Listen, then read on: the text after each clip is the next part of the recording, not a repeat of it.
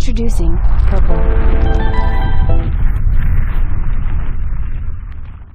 All right, so this is the first heading. So like I said, when you use H1, it is automatically bold. Now you can reduce the size, you can increase the size depending on how you feel and what you want or whatever project you're working with. So let's take a look at the other headings. We have H2 so that you can see the difference.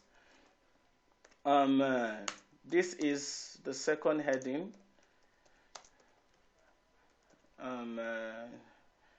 So one of the reasons why I like VS Code is the ability to help you do a lot of things very, very easy, you know. It's very, very easy. So this is the second heading. Now I'm going to show you how to copy and paste very easy so that you don't have to repeat and repeat. No, so you don't have to repeat and repeat. No, so the usual way we copy and paste is like this, right? If you want to copy and paste, you move like this, like this. All right. So, and then you do a Ctrl C, and then you come here, you do a Ctrl V, and then, okay, so we want to use H4. So your heading for the choices you have in your headers, you have from H1 to H6, right? So I need to change this content so that it can be different. This is the fourth heading, and you're going to see how it looks on your browser. Okay, so now, very easy to copy on VS Code. Instead of copying and highlighting like that, you can just go to the line you want to copy, right? And do a Ctrl C on it. Then, even if you don't go to the line you want to paste, automatically when you do a Ctrl V, it pastes under. Can you see that? So it's quite easy to copy and paste here. So we want to change that, but you don't need that now. So I'm just showing you how it's done. H5. Now, if you notice, the moment you complete the opening tag, VS Code will help you to include the closing tag. So now there are some tags that don't have closing tags, and you will see that as time goes on. This is the fifth heading. All right, and H6. This is the sixth heading. So if you're following me, please let me know if you're following.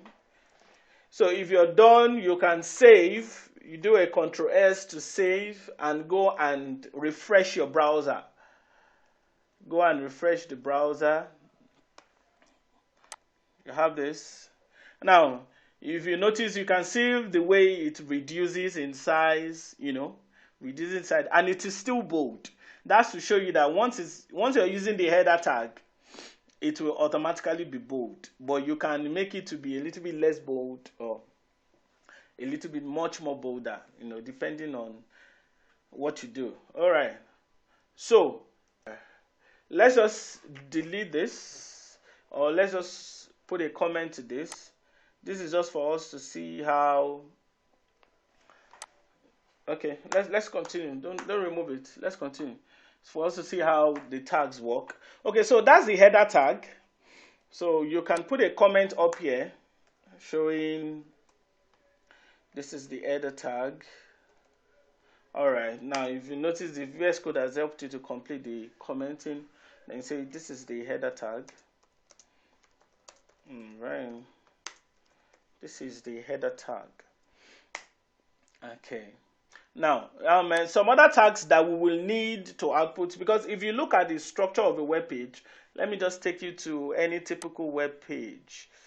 Let me take you to any typical web page. Google.com. Now, I like to, yes, Google.com.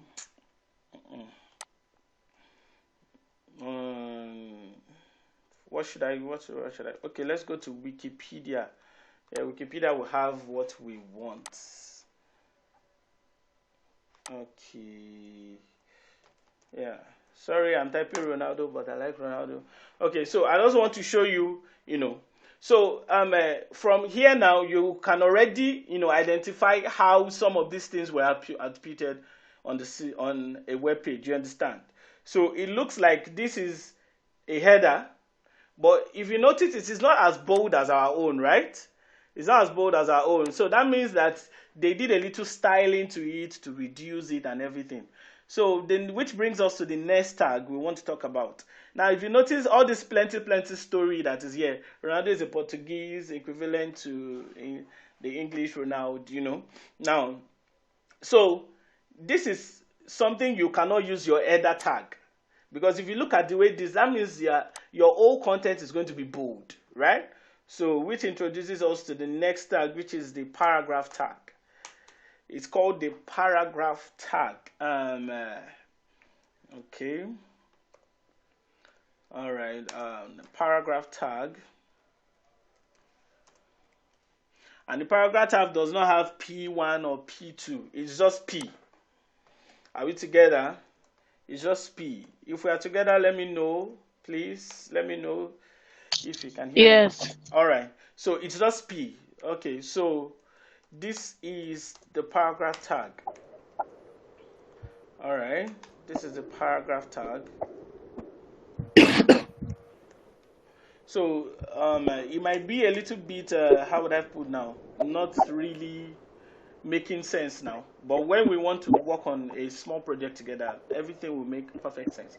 But you need to understand how the tags work and how you can use them. So this is the paragraph tag. Now let's see how the paragraph tag displays on our browser, right?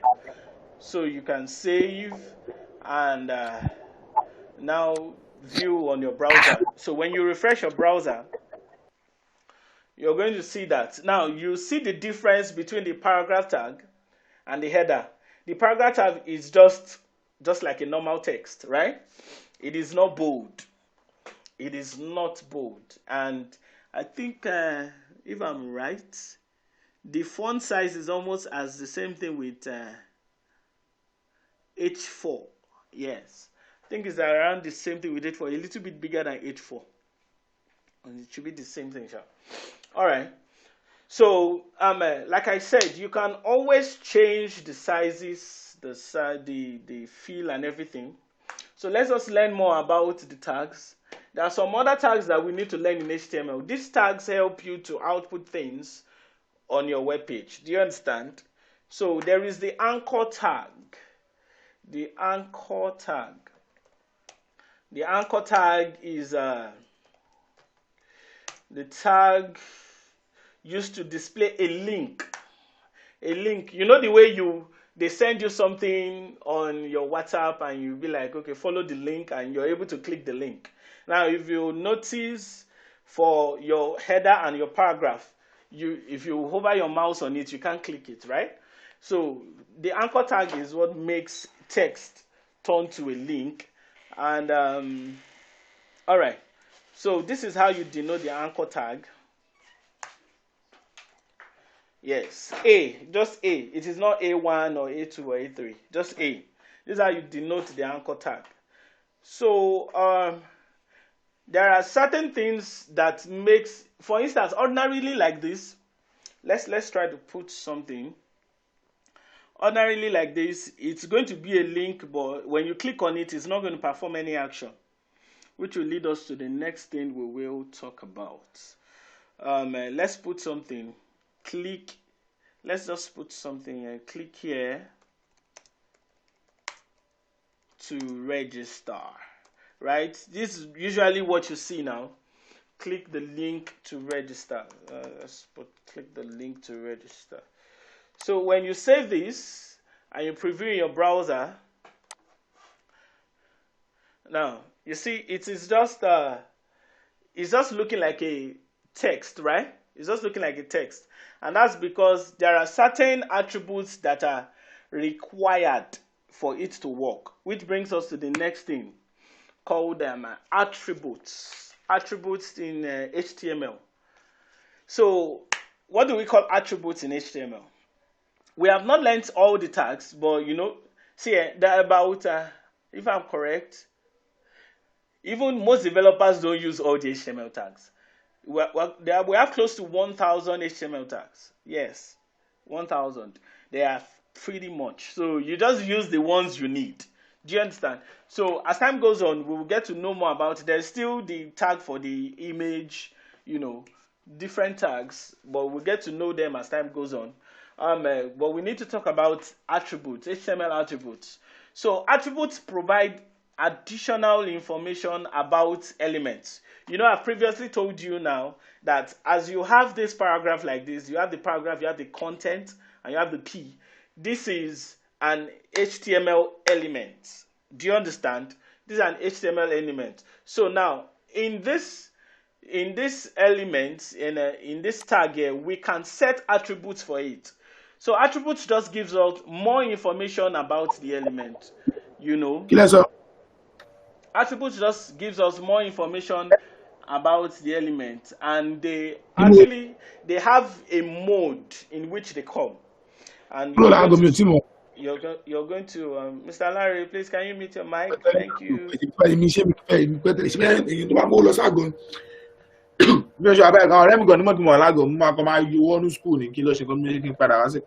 Larry.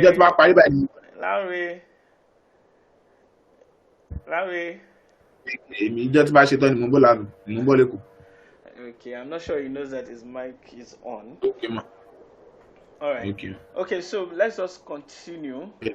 Yeah, so HTML attributes just helps us to, be able to give more information about what we want the tag to do. Do you understand? It gives us more information about what we want the tag to do. So you can always set attributes for any HTML tag. For any HTML tag, you can set an attribute for it, depending on the kind of attributes that it allows. So for instance, I said that this is supposed to be a link, right? So when you click on it, it's supposed to do something. So how we make it do something is by setting an attribute, right? Now, you always set your attribute in the opening tag of the HTML element. You always set your attributes in the opening tag. You don't set attributes in the closing tag, right? So this is how you set attributes. You put your cursor in the opening tag, and then you click on the space, href. Now, href is, according to what I have here on VS Code, they say it contains a URL or URL fragment that the hyperlink points to. Do you understand? So href is what it says. Okay, it's like how do I put it now? It's like the address. Okay, give me a minute. Let me admit some people. Okay. All right. So your href is like the address. It's like what you really want it to do. So when you click on the link, what do you want to see? You said, Larry? Ṣé ìdọ̀nà Google Meet ṣé o ti login mo ti send email ẹ̀ sórí account ẹ̀? Mr. Larry. All right. Okay, my chat. Okay. So this is how you denote your href. You type it like this. Now, I said previously that your attribute comes in value and pair. I'm going to explain what that means. If you can see my screen well, let me make it bigger so that you can see what I'm talking about. Okay. Can you see it well? It's very clear, right? Please reply me now. Let me know I'm not the only one talking to myself. Yes. Okay. So this is how you denote an attribute. Yes, an attribute. So this is the value. The value is what you see in the quotes. You understand? In the quotes. The value is what's in the quotes. And this is the name. As time goes on, you understand what I mean. This is the name and this is the value. So this is how you specify an attribute. So for this anchor tag now, we want to specify an attribute and say, okay, when we click on this link, it should direct us to a particular website. Do you understand? Or it should direct us to a particular page. Basically, That's what we're trying to say. So I think when we save this and you preview this, so let's do that. When you refresh, now you'll notice that now your link is now clickable. It looks like something you can click. So it means what we said, attributes provide more information about an element. So it means without that href, what will just happen is your text, it will just be an ordinary text. Do you understand? And now this href only works well with your anchor tag. Now I've not tried it with your P. Do you understand? I've not tried it with the P, but it only works well with your anchor tag. The href is specifically designed for your anchor tag. Are we together? So we can put a web page here and say, okay, when we click on this link, direct us to www.google.com. Are we together? Okay, so we can say when we click on this link, this is where this should take us to. Now, is this going to work? Let's try it out. Let's try it out. Let's refresh, and then let's click on this. Okay. Now it's telling us it cannot work, and the reason is this. You know, there is a protocol that the internet operates with. Do you understand? There's a protocol it operates with. HTTP. The full meaning is not coming to my head, but I believe it's higher transfer something protocol. Sure. Let's check it on Google. So just to be on safe side, HTTP.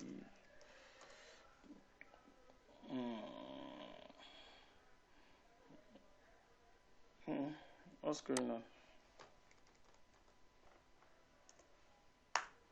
Okay.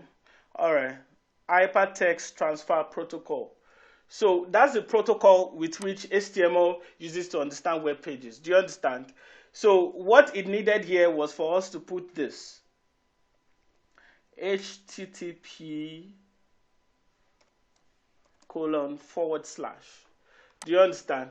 So when you do this, it understands that, okay, you're trying to access an internet web page. You understand?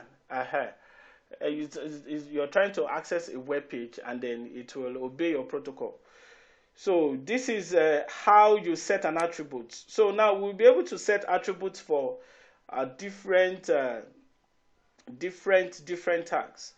So if I wanted to set an attribute, let's say I want to change the color of this paragraph. Do you understand? Let's say I want to change the color of this text here to red. You know, I previously said that your attribute, how you set your attribute is what?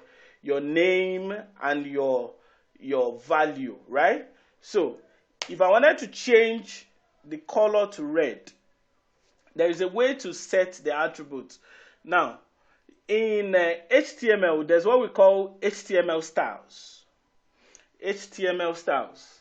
And your styles define how you want your tags to look like.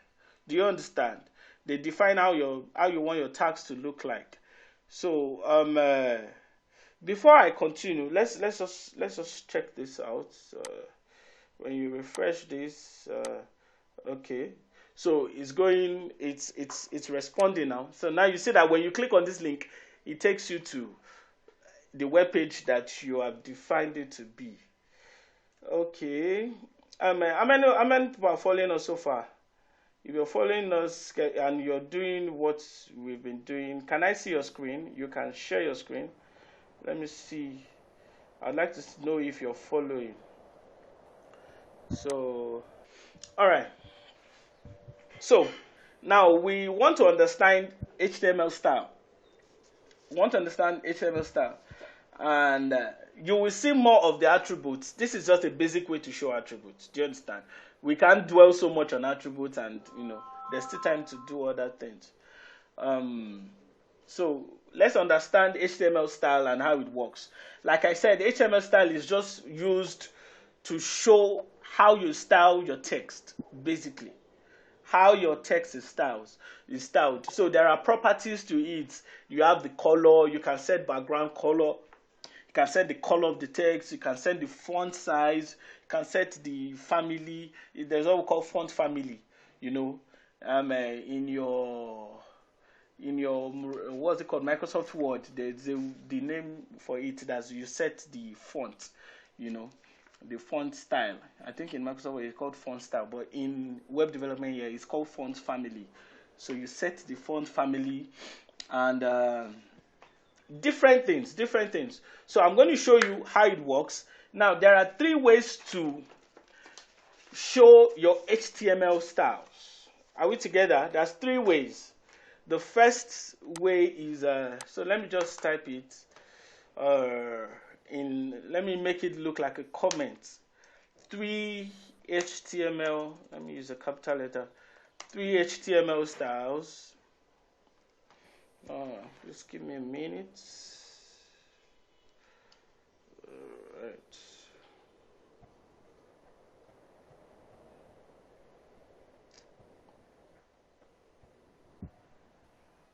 Okay. Alright, there are 3 HTML styles. Sorry for that break. So the first style is what we called inline CSS, inline styling. It's called inline CSS, but let me just use styling so that you can, better understand what we're talking about. Inline styling. Now the second line is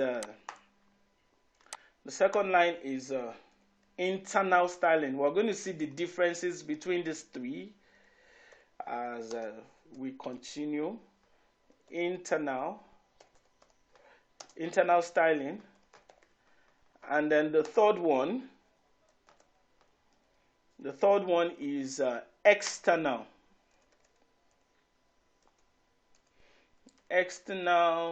styling.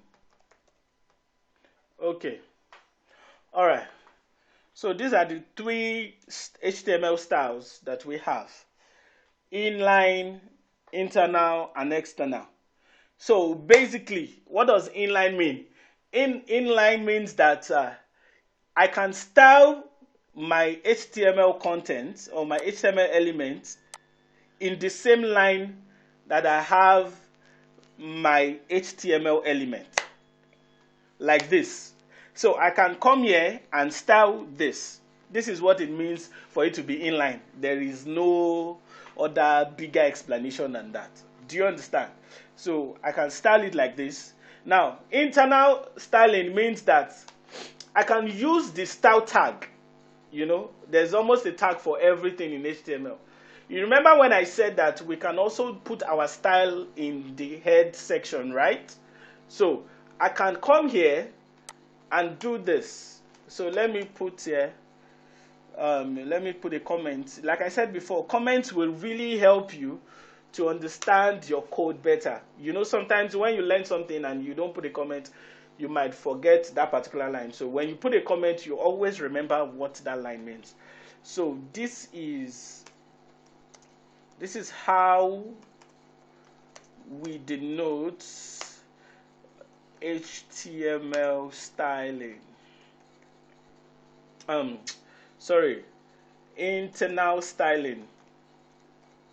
Internal styling, right? Okay, so you denote your internal styling by creating the style tag in your header section. Now, if you notice, VS Code is helping me to complete a lot of things. So this is how you denote your internal. Remember what I said? Your inline is what? You denote it here by saying space style. Now, you see, it contains CSS styling declarations to be applied to the element. This attribute and style element, that's all, is just long story. The main thing is, this is what we're trying to do. Now, do you see? So, you can style this like this. This is called internal styling. Now, remember, it's still taking the same form of your normal href. So, this is still an attribute. You understand? You can apply a style as an attribute. Do you understand? And it's also called inline styling. So this is the name and this is the value. The value is more like, okay, this is what I want you to do. So now, in this case, it's still going to have a name and value inside it because this is not enough, right? Now, we just said style. What exactly are we trying to say in style? So let's say, for instance, we want to set the color of this text. You know, as it stands right now, the color of this text is, what's it called? Black, right? This is the paragraph, is black. So let's assume we want to set it to red. So you take color. When you naturally put color, color is like, it just says, change the color of everything that is the content. Simple. You understand? Anything that is the content, as long as the color attribute can apply to it, it will change the color. So there are different colors here. There are different color styles. There is the X style, there is the RGB, you understand? So we're going to be learning more about that. So you can actually type the color name if you know the name you're looking for. Now, HTML, VS Code has helped us to put a lot of color here. So let's select orange red. Orange red. Now, the reason I'm saying this is there are other color values that will come in X values, such as this.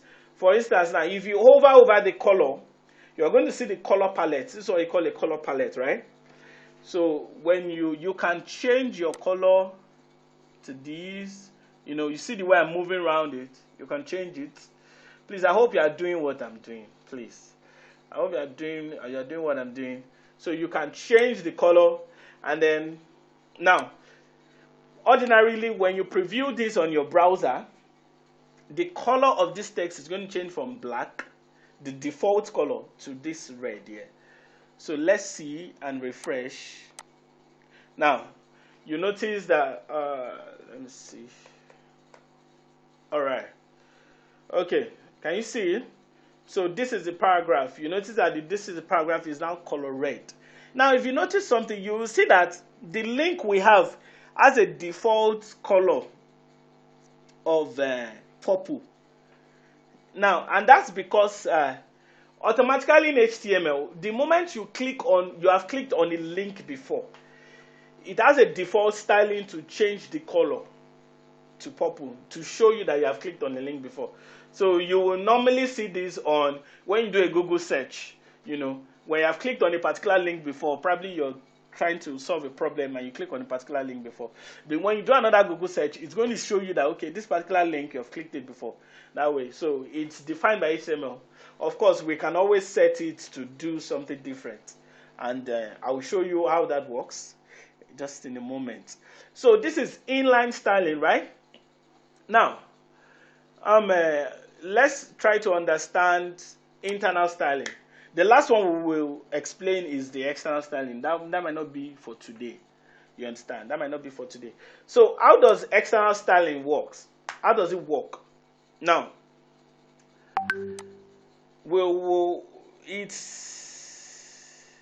this is the way it works. Now, here now we are doing internal styling, so it's easy for you to easily style your content. Now, I want to pick any of this content to style, right? I want to pick it, but there has to be a way for me to denote it here. Do you understand?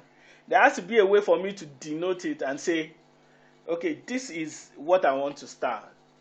Do you understand? So there are different ways to pick a tag.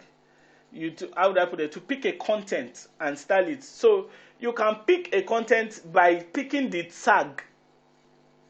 For instance, now if I wanted to make this is first heading, if I wanted to make it a color blue or give it a bigger font size, what I would do is I can pick this tag, this H1 here, and style it such that whenever my code sees H1, it gives it whatever instructions I've set it. So there are different ways. I'm going to show you the different ways you can actually pick that. So if you really don't understand me, please don't hesitate to unmute your mic and tell me, okay, please, can you go over that explanation again? So for instance, I want to make first heading bigger than what it is right now. It's very big, but I want to make it bigger. So I can say H1, right? And now this is the way you denote your styling in your styling. This is the way you denote it. So you have, how would I put it, your name and value. It's almost the same process. Even in JavaScript, you want to declare an array, you have the name and the value. You have the name and the value. You have the key. Okay, in JavaScript, it's called the key and value. Do you understand? Which is also name, technically. So here, we have said, okay, we are picking H1. Now, we want to set the attributes of H1. We want to say, okay, this is what we want H1 to do. This is how we want H1 to look like. All right.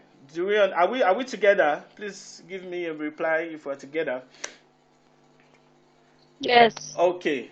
Yes. Thank you. I'm with you. All right. Okay. So H1. Now we can say font size. Remember what I said? There are different things. Now VS Code is so helpful. So I think even I'm not sure about Sublime to an extent, but it can help you with different options for attributes, you understand? So the moment you type a letter, it tells you the available options that you have. So now you see we have large, we have larger, we have medium, but I want to use a number. I don't want to use large, right? I want to use a number. So there are different ways to denote the size of an item, of a content. In pixels, for example, so let's say we want 20 pixels. You understand? So 20 pixels. Now you can define the size of an item in pixels and REM. That's what we call REM. You're going to see the difference and how it works. Do you understand? You can also use a percentage too. Now let's test this out. Let's test this out. When I refresh, now do you see that the original size was even bigger than what we set it to be? Do you get now? So now this is for the font size. You can apply several other things, like the color. You can change the color to, let me just pick any funky color here. Let's use powder blue. Which color is powder blue, I beg? All right, so let's use powder blue. You're going to see very strange colors in HTML, very strange colors. So we're still going to understand the color theory as to design and how it works anyway. So let's continue. So if you refresh this, now you see it's a little bit faint. It's not coming out well, right? It's not coming out well. So let's use something that is very visible. I'd love to use purple. I have a friend that likes purple a lot. So, and maybe that's because it's our name. So let's go a little bit down. A little bit down. I don't want it to be too dark. All right.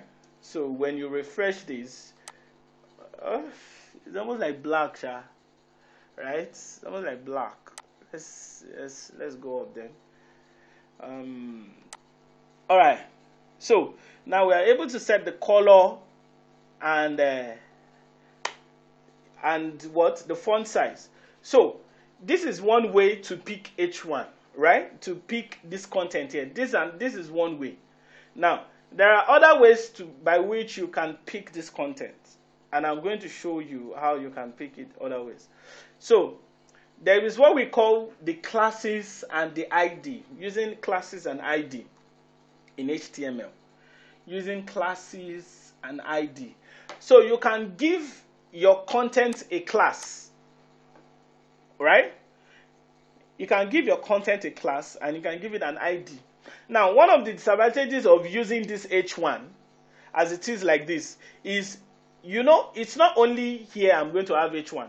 I can have H1 in some other places in my code, in some other pages, maybe in my About Us page, in different pages. I can have H1 there.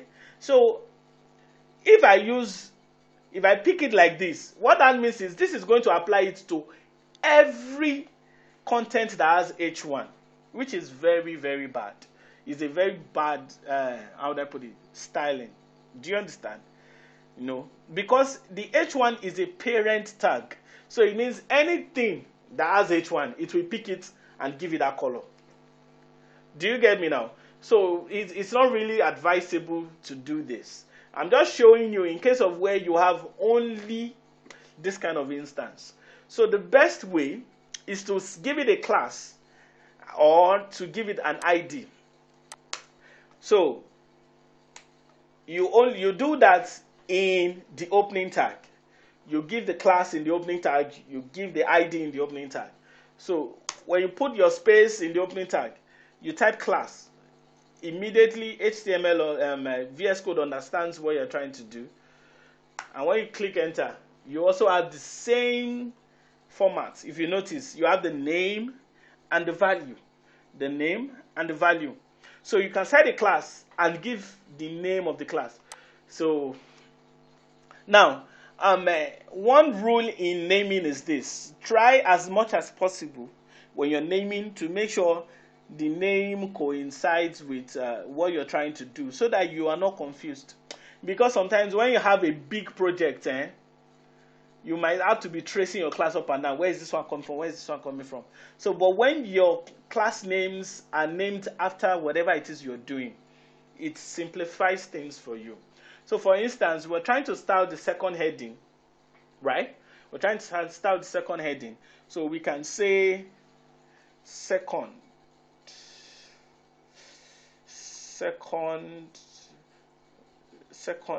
heading. Now, I'm going to show you.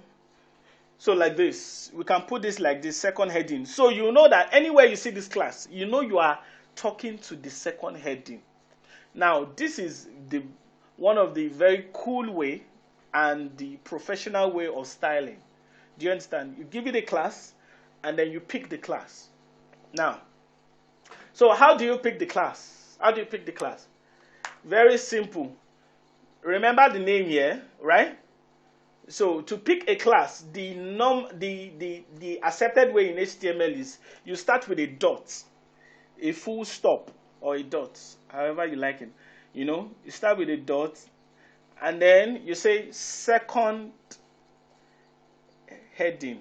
Remember, it is one word, and we made it one word with the dash. You understand? You can remove the dash and just do like this, but make sure whatever name that is here is what is here. Do you understand? Okay, this will not work. Yeah, if you notice the color does change, it will not work.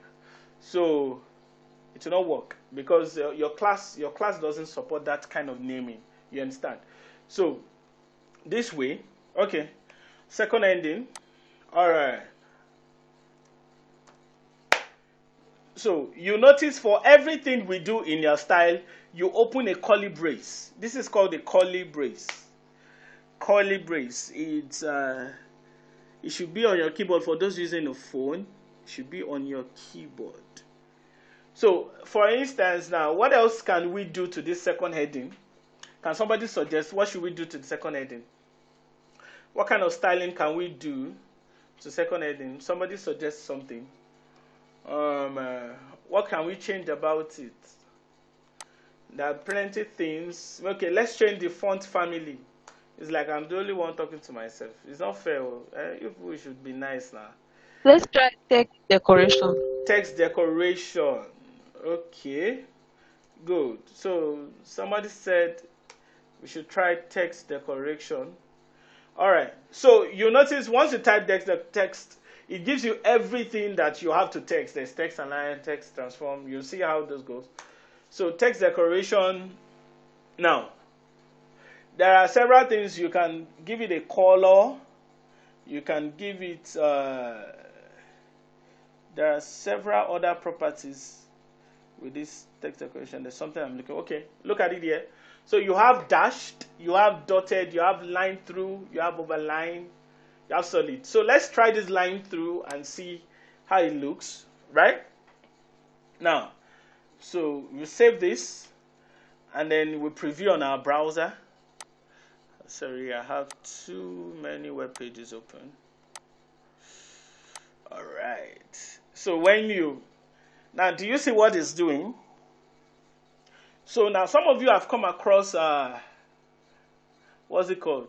And, I don't even have to go far. If you go to Jumia's website, you see something like this there, right? You see it. They cross a line on a price and tell you, okay, that's the old price. This is a new price. So it's just a way of styling your text. So text decoration, line through. There are several other, things that you can do with the text decoration, of course. So what else? What else can we do? We have line through. Let's just do one more thing. Let's do font weight, right? Let's see what font weight looks like. Font weight is like, it shows you how how weighty your text will be. Let me just use that word. But for instance, let's look at it too. Look at the way it is now. Look at the way it is, this bold. So when you put 100 here, you notice that's the option that came out. 100, its font weight is denoted in numbers and also in bold, bolder, lighter, normal, inherent, different ways. So let's use 100 for instance. You're going to see what happens to it. It's going to shrink. Now, do you see? Now it's no longer bold, right? You remember when I said that if you can set whatever it is you want anything to happen to a content using your star. Do you understand? So we can do, let's increase it to 900 and see how it looks. It's going to be very, very bold. Right. Okay, so it's bolder again, right? So let's put it to bolder and see the difference. Still the same thing. Still the same thing. So it's telling you it can't be much more bolder than that. All right. So let's move on. Now, I told you that you can pick your content using your class and your ID. Using your class and your ID, right? Now, here we're going to pick this content using the ID, and the way you pick it is just ID. Once you type ID, VS Code will help you. Click on enter. Now you see that it's also the same principle. You have the name and the value. Never forget this. It's almost a principle in coding. You always have the name and the value. The name, and so don't let it confuse you. The value is what you really will use to do anything with the content. If you want to affect the content, you pick the value. Do you understand? So here, let's put it third heading. Third heading. I hope you're having a nice time. Are we having a nice time? Or am I too boring? Yes. Okay. Yes. It's a nice time. Okay. So, let's say third heading, right? Third heading. Okay, sorry. This is an ID. So I actually like using classes more often. So it comes very, very easy to me. So if you want to use an ID, you don't use dots to pick an ID. You use your hashtag. This guy here. Your hashtag, what is responsible for trends on Twitter and the rest of them. So you use your hashtag to denote an ID. So any developer that looks at your code knows that, okay, this is an ID. Do you understand? And then what did we use? Third heading, right? Let me reduce my screen size a little bit. All right. Third heading. So third heading. Now, so we can do whatever we want. So for this one, I think we should change the font family, right? Let's change the font family. We've not worked with font family. Now, there are different fonts in HTML. Plenty fonts. As a matter of fact, there is a website where you can... I'm going to be sharing some resources with you, so that you can further read more. There's a website where you can download fonts. I think it's dafont.com. Yeah, a friend of mine told me about that. So you download fonts from there, and then if you don't like any of these fonts, so currently let's look at how it looks. Right, this is a third heading. So this is the default font here. I don't know the name of this default font, but I want to believe is serif, Abi? Yeah, serif. So let's change the font family. Let's use this. Somebody's asking me why is it plenty like this. See, honestly, I don't know why VS Code likes this kind of. This is the way your fonts usually apply in web dev. Basically, you might have to download new fonts and then use them if you don't want it like this. Do you understand? So it's just grouped in this way: sans serif, Verdana, Tahoma, and so when you check this on your browser, now do you notice that it's now different? Now there is a typology to the fonts. There is I think there are two basic groups of fonts.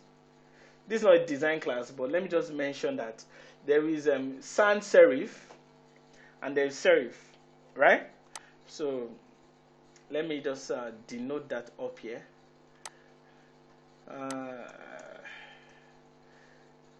You need to know it, and the reason is when you're designing, the kind of font you use is very important. It states your mood, and it determines the kind of audience you want. So you can use a playful font, you can use a serious font, you can use a professional font, you can use an official font. Do you understand? There are different kinds of fonts. So they are basically classified into two. There is the sans serif and there is a serif. So let me just copy and paste this. And there is a serif. Do you understand? So when you look at the font style we use here you have sans serif here. So sans serif is, let me tell you how you identify it. Can you see that this particular guy now, this third heading, it's sans serif, right? Now if you notice, the edges are curved. The edges are curved, right? You see this S, you see the way it is. Look at the edge of the G, look at the edge of this S, look at the edge of this T. It's not as sharp as this one here. So that's the difference. That's a major difference between your font mood, your font styles. You understand? So when you see a type like this, a type of font like this, you know that, okay, this font is a sans serif font. Then this one is a serif font. Do you understand? So under your serif fonts, you cannot have other ones that are molded in this. For instance, Algeria, I think, yeah, it's Algerian or Algeria.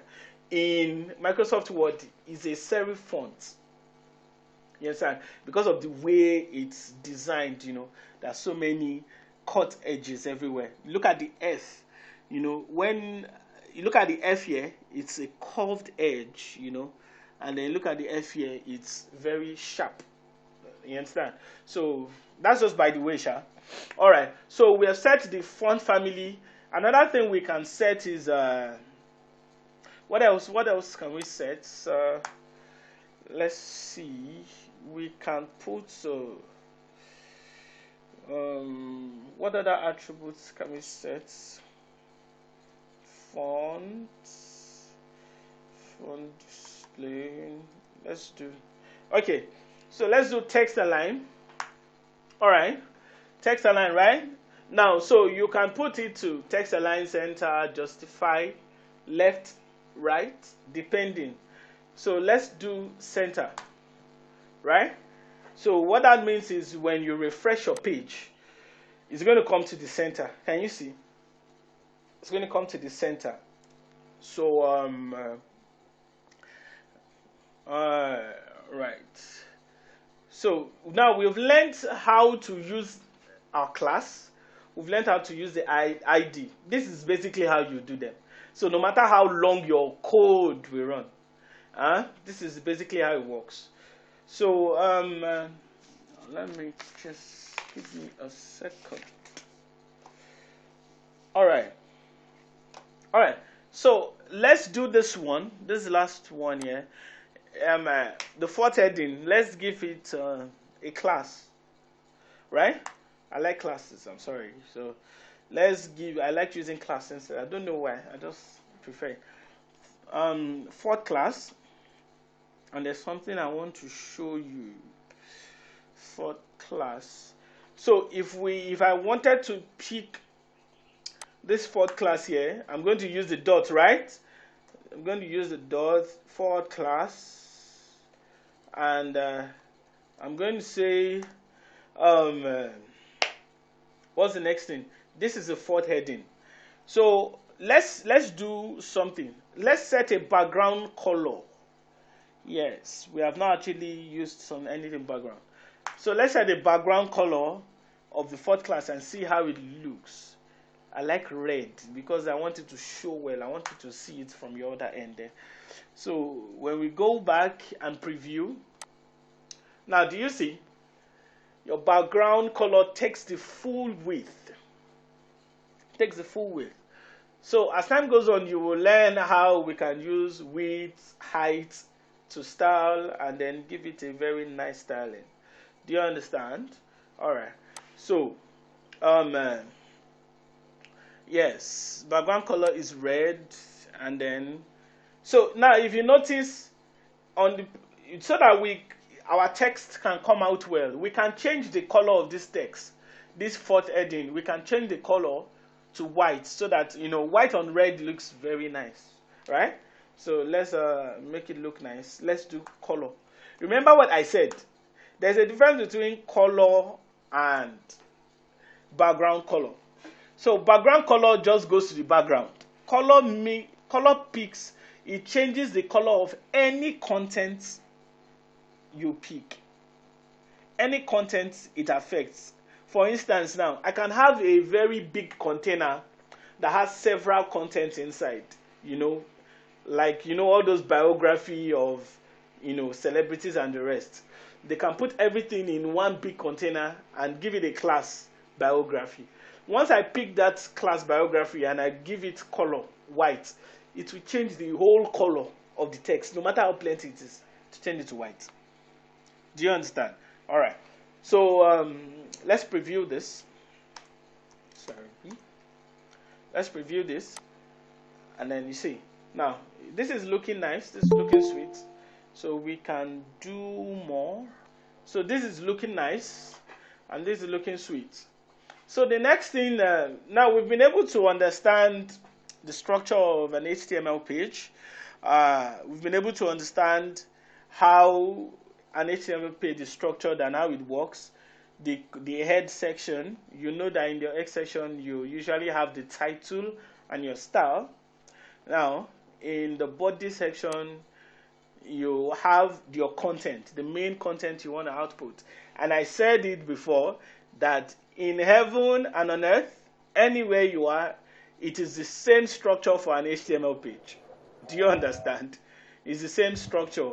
You have your HTML tag, and inside it you have your header and your body. Do you understand? So no matter where you go to, it's the same structure everywhere. So now another thing I said is anything you want to do, if you don't use an HTML element, you cannot output anything on the browser. You cannot display anything on the browser without using an HTML tag. Do you understand?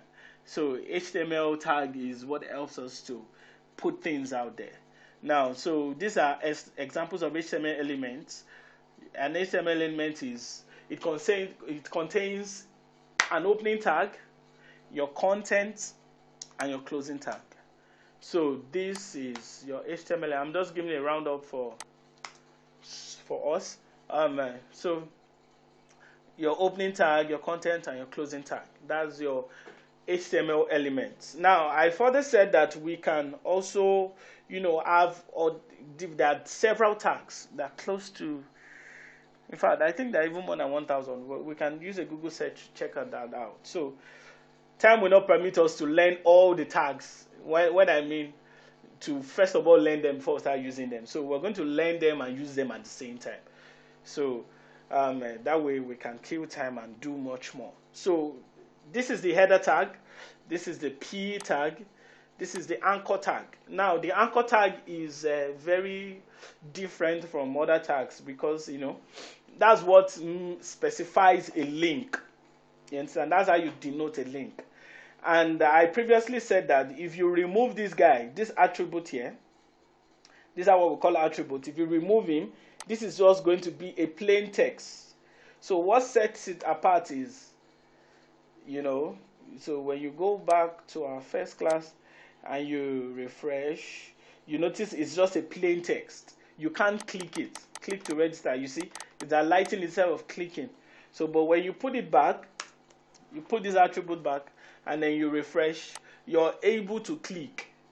You understand? Now, you notice that the cursor sign has changed to grab, So when you click on it, it goes to wherever you have set it to go to. So this is how we navigate through pages using this. Now, this one, we are navigating to an external page. You understand? Google.com is not a page that resides in our project. So I'm going to show you how we can navigate to another page that we create. So for instance, when you have home and then you have about us, all you need to do is when you create the page about us.html, you just put it here, about us.html, and then it navigates to it. Do you understand? So we're going to learn more about that. Right now, we've also learned how to use our classes and our ID. This is how we denote that. So after talking about tags, we talked about attributes, right? Now we talked about attributes, and what did we say about attributes? They provide additional information about our HTML elements. They provide additional information about HTML elements. So you have this, for instance, you have your style. The way to denote your attributes is it always comes in a key value pair. You understand? Key value pair. So you have your name and your value.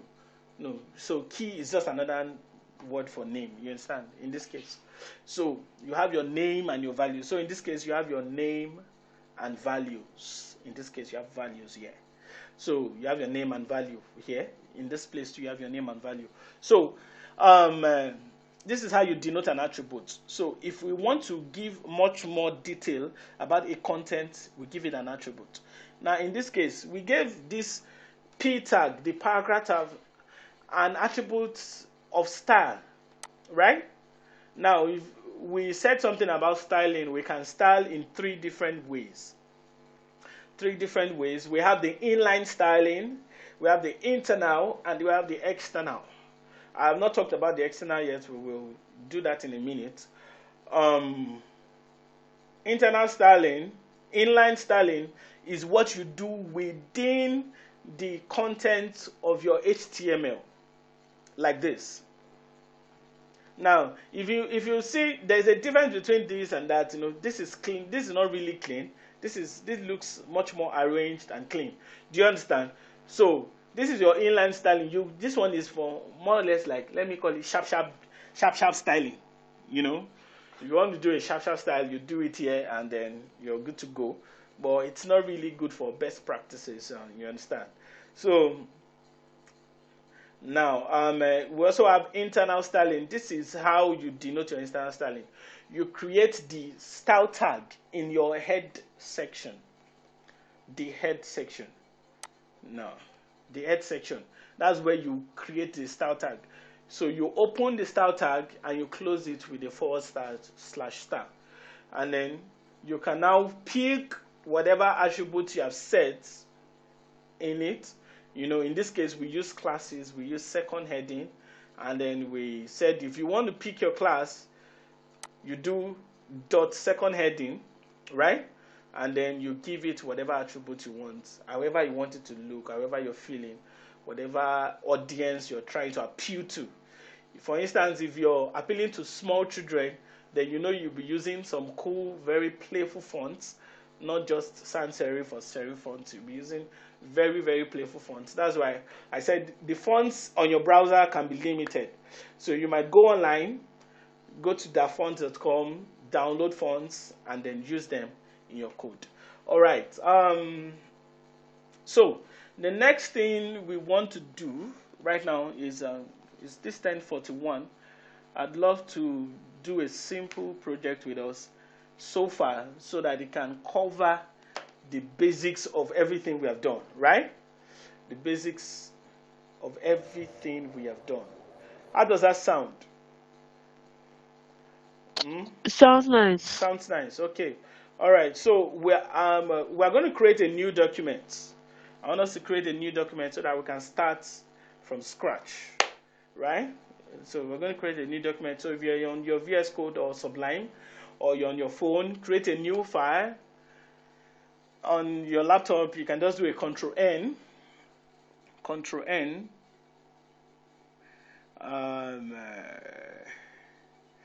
Okay, sorry, 1 minute. Before we create a new file, there's one last thing I'm supposed to show you so that it can help us understand what we're doing.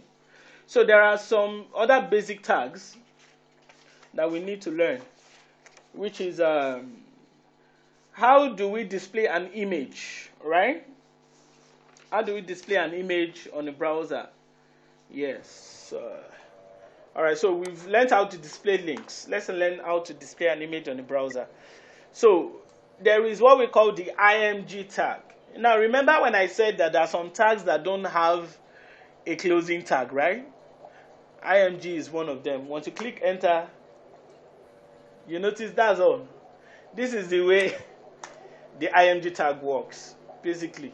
You know, it doesn't have a closing tag, but it has attributes, right? Because, okay, now, this img already says, okay, we want to display an image. But which image are we displaying? We need the image name, right? We need the image name.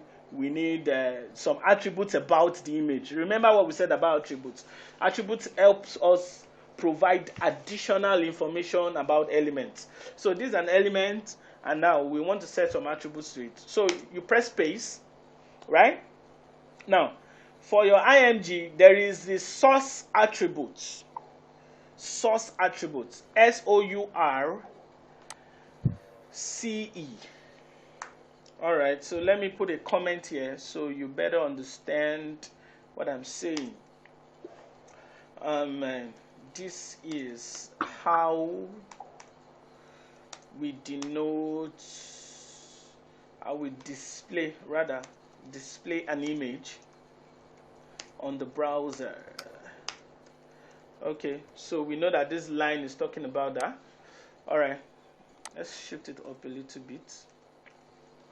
All right, so source attribute, right? So we have src. Now you notice VS Code has already brought it out for you, and it says it's still the same concept, the name and the value. The name and the value. So we are saying the source. So now we need to define the path where we want to pick our image from, right? We need to define the path where we want to pick our image from. So I think for the purpose of this class, I have an image in this folder. All right, I have an image in this folder. I'm going to copy this image. For those using a phone, this is why I said you might be limited in some things. You understand? For image, you might have to go and pick the location, pick the path of the location for your own. You understand? But in our own case now, it's quite easy for us to do this. So let me go back to my screen. All right. So now I have an image. It was necessary for me to copy it and put, you know, this our index.html is stored in this folder, PurpleDev, on our desktop, right? So it's easy for pick the image from there. Now, we want to set the path. So for it to be able, for that image to be able to display on the browser, we need to set the path, the location. where the image resides in. Do you understand? The location. So now, because we are in the same folder, we don't need to put the folder name. So all we need to do is to do what? Say, pick the file name. Sorry. All we need to do is to pick the file name. And then what's the file name here? HTML structure. HTML structure. Let me use one word so that let me make it a one word. HTML structure. So another thing is the file type. Now if you look at this, I have PNG, right? You have a PNG. So what that means is if I pick this file name and I do HTML structure.jpg, it's not going to work because it will tell you the file. It's not even going to tell you anything. You will not just see anything, and that's because that file does not exist. This is .png. Are we together? Okay, so this is .png. So let's go back here and do HTML structure.png. You see, it's already suggesting it for me. That's because VS Code already detected the file in the same folder. Do you understand? If it was not in the same folder, this will not come out. So I will put PNG here, right? So when I display this, let's see what it looks like. All right, now you see, it's so big, right? It is so big. Are we together? Can we see this, everybody? All right. Can we see Yes. this? Okay. So you notice that it is so big, right? So there's something we can do to it to make it very concise because the picture is not that big now. You understand? So let's reduce the width and the height. So it's part of setting the attributes of the image, right? Remember, when we set attributes, we provide more information. So another information we need about the image is the width and the height, right? So we can set it this way here and say, okay, let's set the width to be 300 px. That's the width, how large it's going to be, and then the height to 400 px. So let's see how that looks, right? Now remember, we use this px when we were talking about here, font size. So we use that to denote, we also use px, we also use percentage to denote size in terms of width and height. You also use REN. So we're going to see the difference as time goes on. All right. So when we refresh, now you see our image is a little bit truncated, right? It's a little bit truncated, and so what do you think we need to do here? What do you think we need to do here? Our image is a little bit truncated. What do you think we need to do here? We need to increase what? What do we need to increase? Somebody suggest. It looks very slim, right? The what? The width. Okay, the width. So let's increase the width a little bit. So let's increase the width. Let's put the width to 400 px.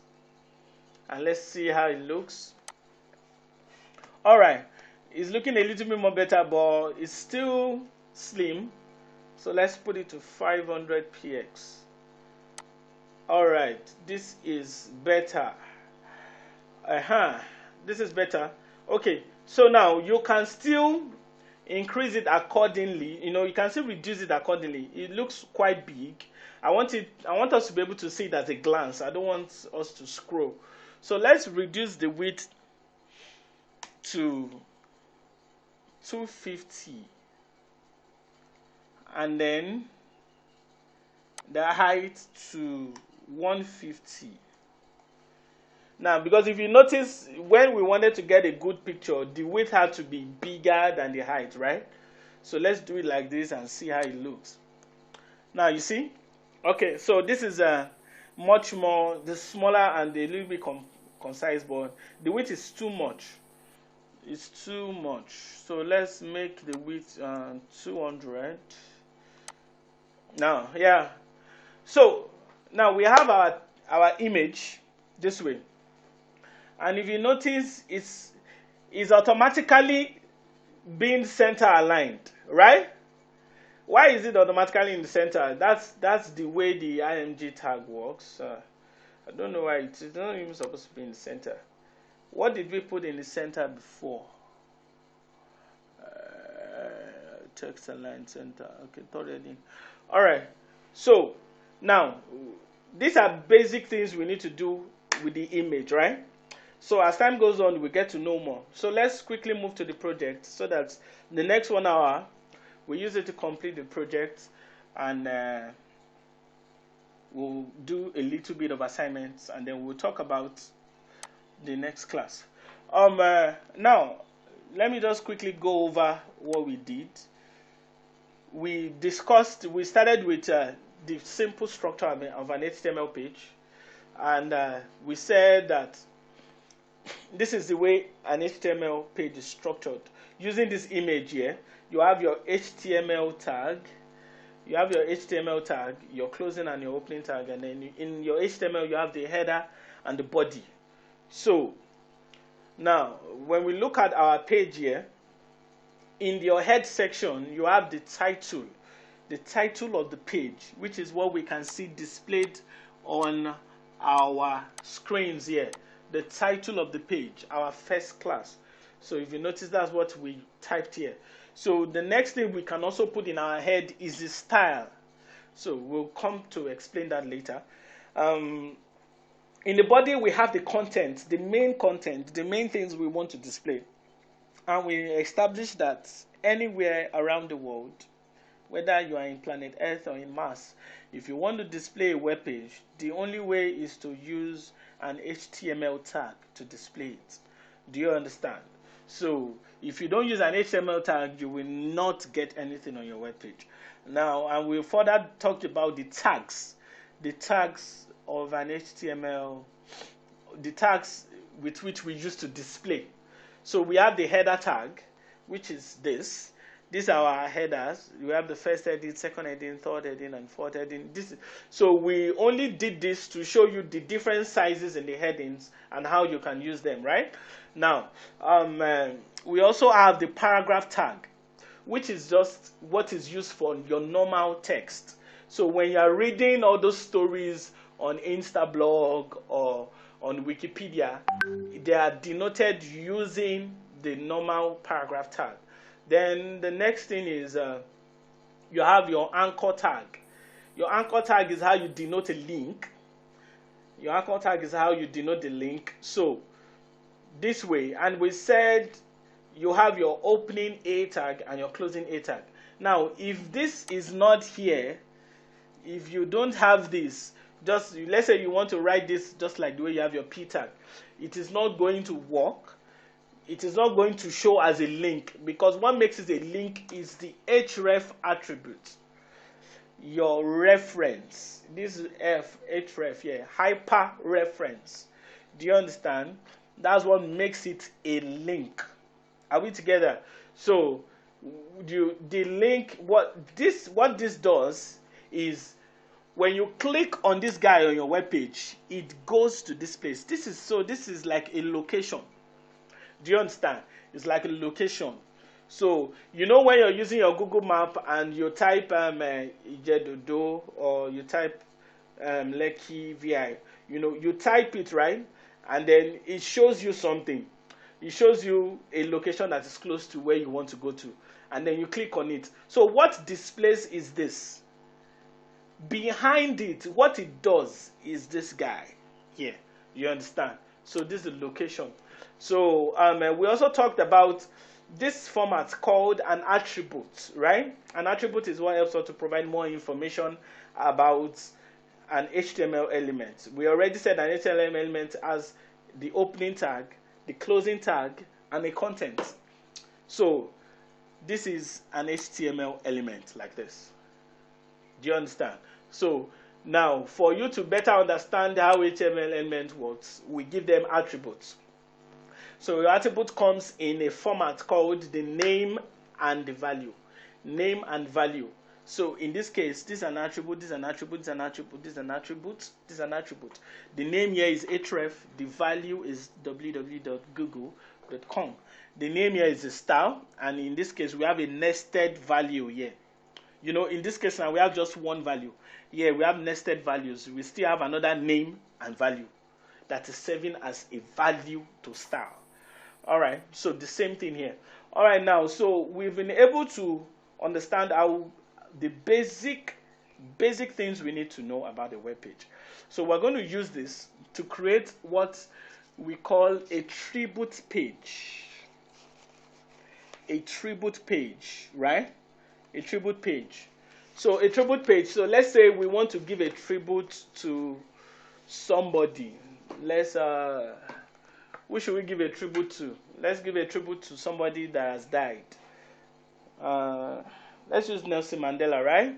So let's create a tribute page and let's see how we can use most of these things to perfection. Alright, yeah, I didn't talk about the external styling, and that's because external styling requires that you open a new document and then link it. So basically, what you are doing in external styling is this. You see this guy here like this.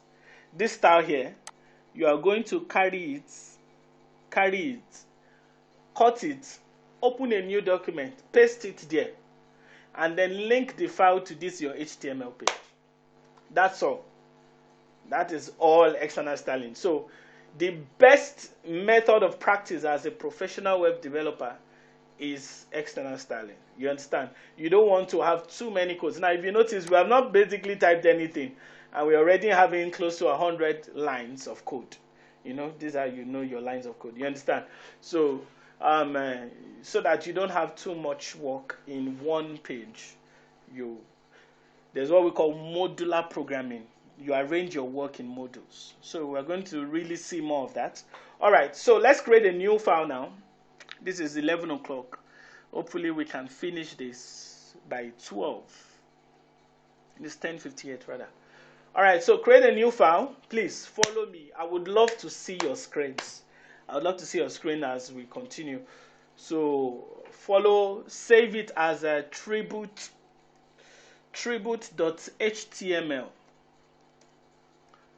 Remember I said if you want to name, try and name it something that is related to what you're trying to do in the page. So that way you get to, you know, remember what you're trying to do. All right. So let's define our HTML. Now, if you are using VS Code, there is a shortcut to creating the structure, you know, putting the HTML tag, the body, and the head. Like this. Once you type enter,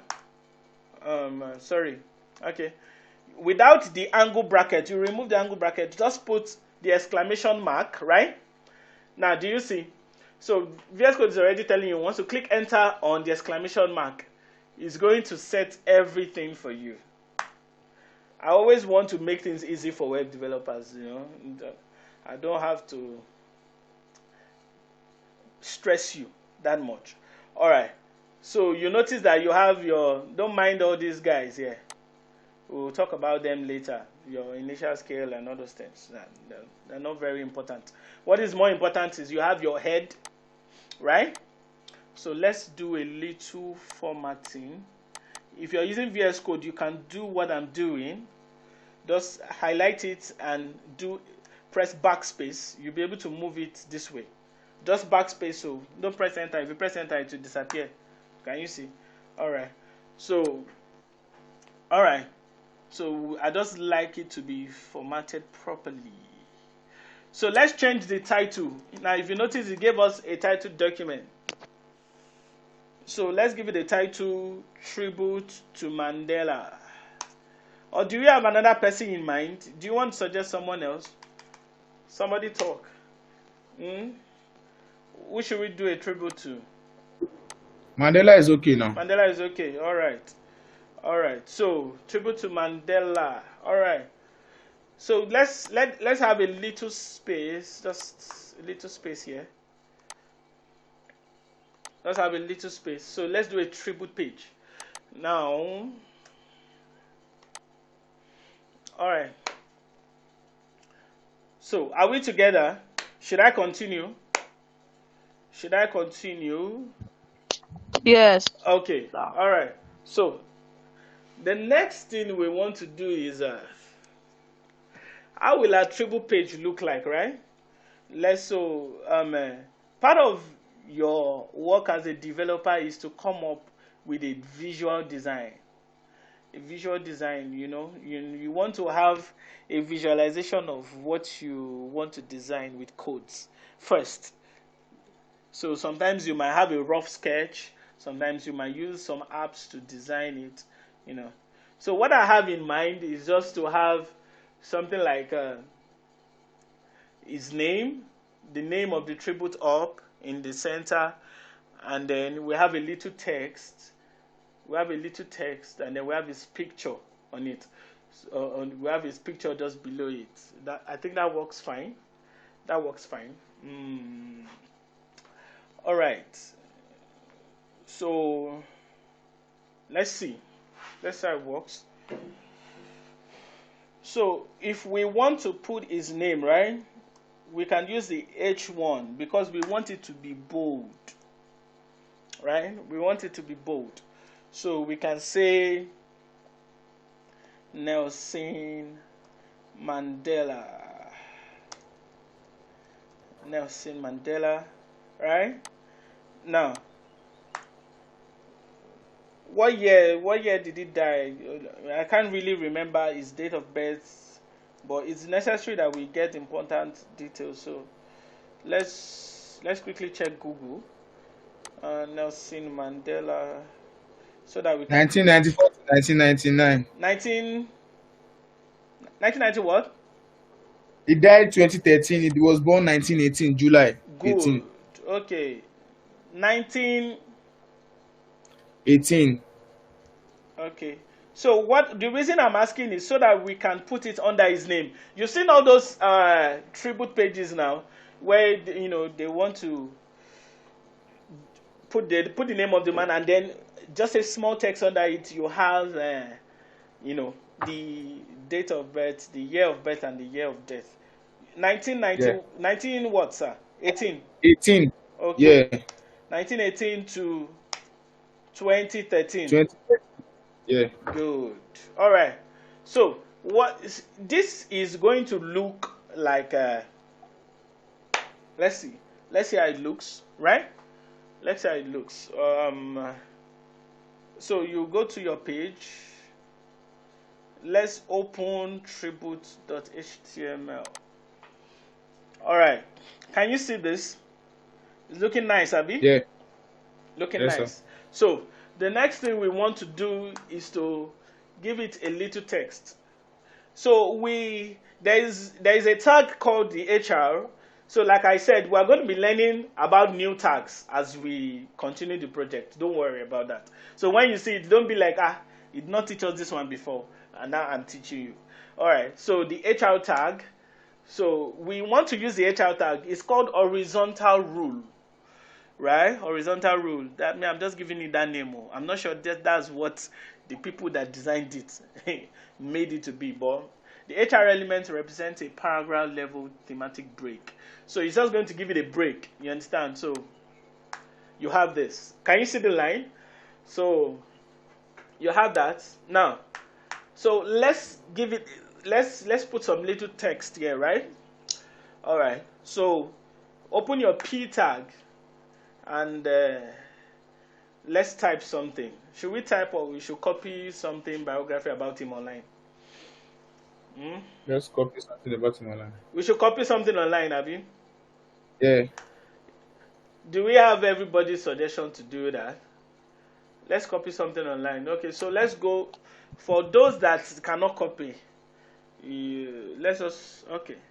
So look at this place. I'm trying to copy just this. Let's just copy just small text. All right. Nelson Mandela was a South African. All right. Now, do you notice something about your HTML? Everything is in one line.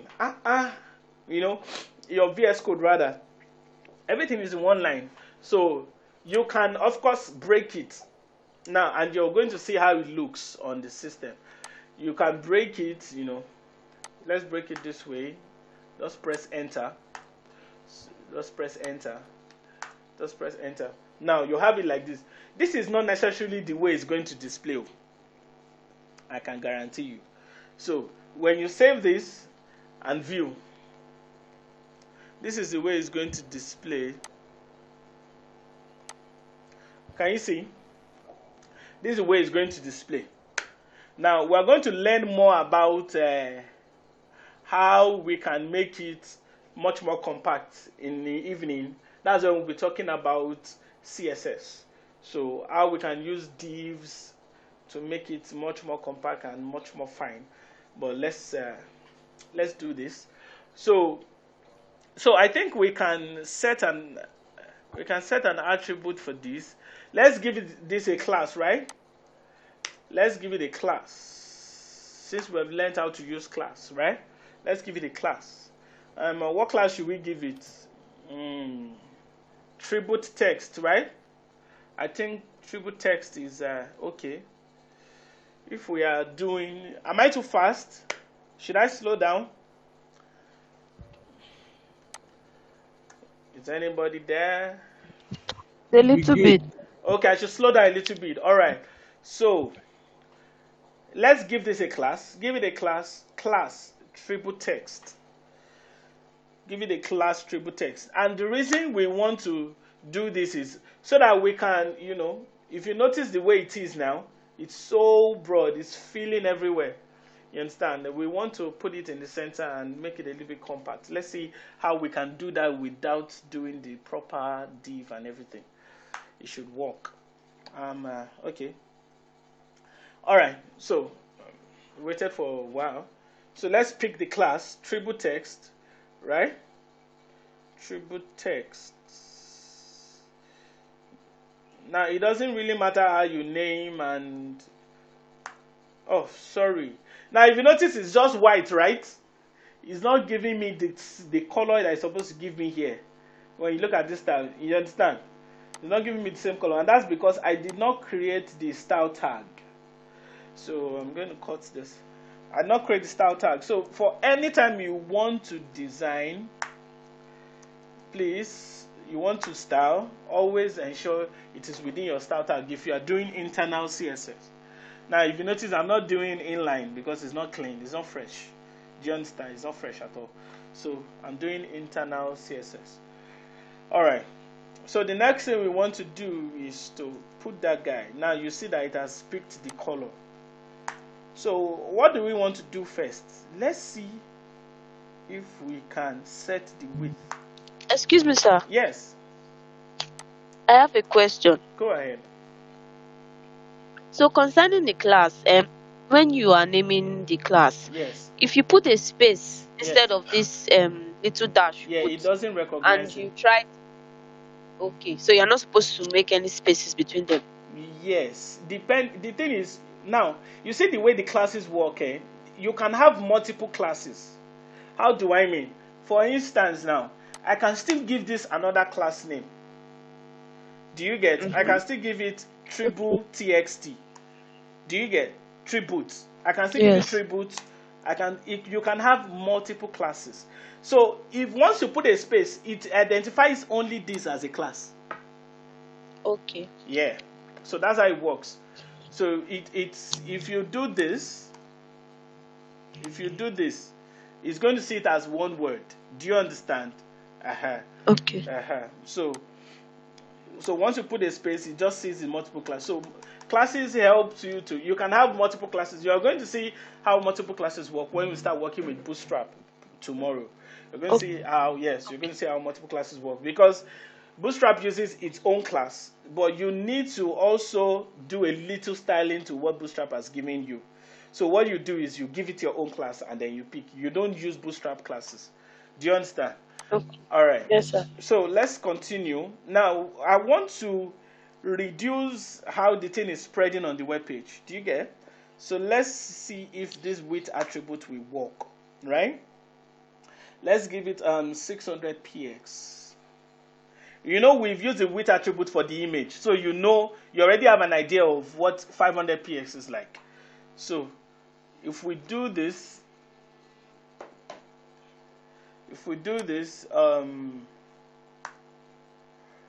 you have this. Now, do you see how it looks? Can you see how it looks? Now, it looks a little bit much more compact. Now, this is, you can apply this. No, there is a better way to do this by giving it a container and then setting the size of the container. So whatever size the container takes, that's what the content will take. Do you understand?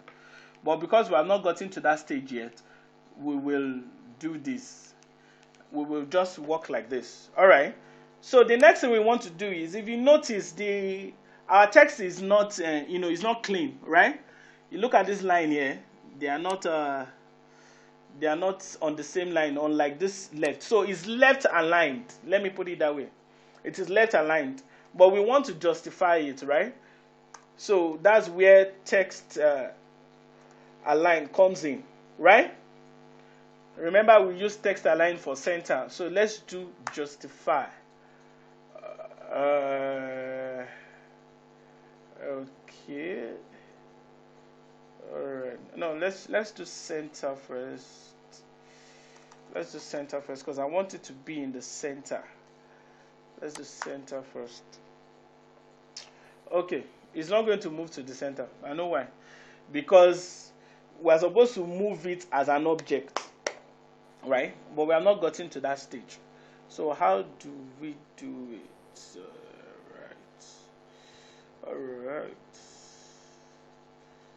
All right. So let's use justify, since that will not work there. Are we together?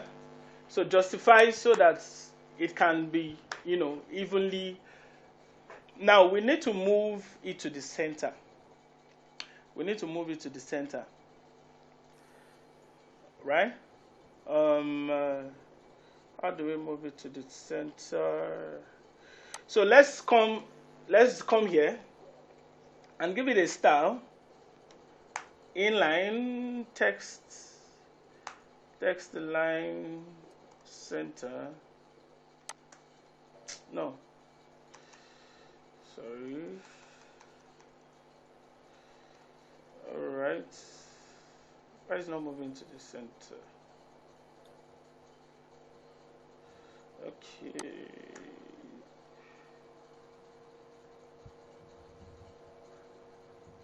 What do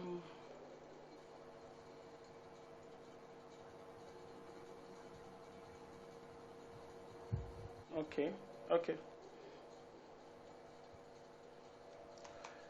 All right. So there is an attribute called margin, right? Are we together? We have not used margin before. Yes, sir. Yes, there's an attribute called margin. So margin gives you, how would I put it now? Is the distance between the body and the container. Now, so we have margin and we have padding. We're going to explain more of this in CSS. We've not really started proper CSS. So margin is like the distance between the container and the body. So padding is the distance between the content and the container. So for instance, let me put this way. Now, let's assume we have a box here, right? You have a box here. So if you want to set the margin of this box, you're saying the distance between the box itself and the body of the HTML. Do you understand? So now what we want to do is we want to move the whole text, not just the content. We want to move the whole text to the middle. So let's do our margin auto. When you do margin auto, it should move it to the center. Now, automatic, that's what it means. So when you do your margin auto, it moves to the center. Now, there are other attributes to margin. You can do margin left. When you do margin left, it comes back to the left. So it means that every item on your web browser is automatically on margin left, unless you set it to the other way. So if you do margin right, it comes to the right. Oh, why is it not working? Okay. So margin auto. Anyway, this is what we want to do. So sometimes you might try to use some basic CSS. How do I put it down? You might try to use some basic CSS attributes and they don't work. So what you do, there are different ways here. There are a million ways to kill a bird. It's a million ways to actually do what you want to do. What I've just done now, there's what we call positioning. I can actually, give it a position and then use top, left, right to actually move it to anywhere I want to move it. So if there's more time, we'll get to know about that. So now, we have this in the center, right? So we also want to do this to our H1 and P, right? We also want to do this to our H1 and P. So how do we move it to the center? Now, okay. Let's do something. Let's give it class. Let's give it a class of header, right? Let's give it a class of header. So the reason we are going to give them the same class is because we want the same thing to happen to them. Do you understand? You don't need to give them a different class and do the same thing. So that means that if I pick header, right, and I do text align center, you will see the difference between that one and this guy. Now, so somebody should ask now, you guys are not asking questions. Why is text align center working for only this? It's working for this and it's not working for this, right? Now, that's because, this is just a single line text. In this case, it is a multi-line text. You understand? So you can't just apply text align to a multi-line text because right now, it wants to, first of all, make sure the text align with each other. Do you understand? So that's why your text align will not work for this. Will not work for this because this is a multi-line text. So your text align will only, first of all, align the text within the context of what you want to use it for. All right. So we're already having a tribute page, right? We're having a tribute page. So let's give this guy a background color. Let's give him a background color. The tribute text, right? Let's give it a background color of, what should we give it? Black, but let it be something grayish, Okay, let's use gray. Let's use gray so that we have this. Now, if you notice, your text is not showing well, right? Your text is not showing well. So let's change our color to white, the text color to white. Now, remember what I said. Your background color is different from your color, right? So if you do color, you have white. Now, what this means is every content in tribute text will be turned to white. Every content, not the background. Every content will be turned to white. Right. See. All right. So the next thing is, if you notice, it's so on the edge. I don't know how to put it. Everything is there's no space for the text to breathe, right? So let's try to put a space. Now remember what I said. Now this is like a border, this is like a container around it. There's an invisible container here, which you will get to know later. There's an invisible container here, and that container is just so wrapped around the text. So let's give it a space. So I said the space between the text and the container is called what? Padding. Now, the space between the container and the body is called margin. Do you understand? So, we can give it a padding and say, okay, padding can be denoted in percentage, in px, and in rem. So I've not used percentage. So let's use percentage. Let's do 2%. 2% so that you see. And I'm going to explain how the padding works now. Now, do you see the 2% is so big? So big. This is quite big. So now this is how the padding works. If you denote padding like this, you are setting distance between padding top for the top, the down, the left, and the right. That's here, here, here, and here. Do you understand? So that's why you notice that it gave it a 2% padding all round. All round. Do you understand? So once you set padding like this, it will pick all the sides and apply a 2% space between it. Right? Now, so you can still go further and say, okay, I don't want all the sides. I want just the left or I want just the right, depending on how you want to design. So I can do left and say, give me 3% more, right?